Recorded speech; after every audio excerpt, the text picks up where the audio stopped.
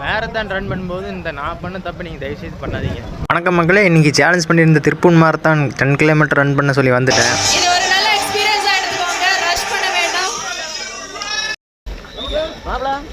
சரி வாங்க ரன் பண்ண ஸ்டார்ட் பண்ணிடுவோமா. நிறைய ரன்னர்ஸ் பார்ட்டிசிபேட் பண்ணியிருந்ததுனால ரன் ரொம்ப டஃப்பாகவே இருந்துச்சு.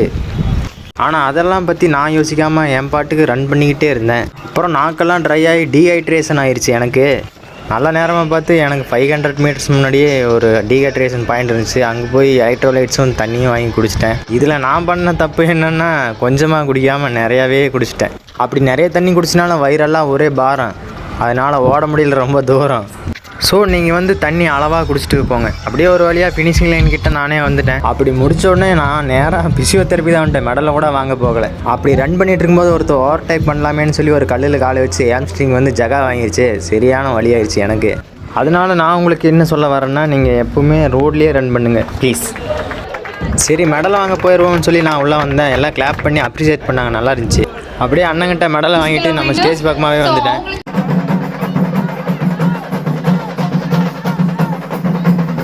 இன்றைக்கி ரன் பண்ணதுக்கான ரிசல்ட் இதுதான், பார்த்துக்குங்க. அவ்வளோதான், ஓடி முடிச்சிட்டேன்.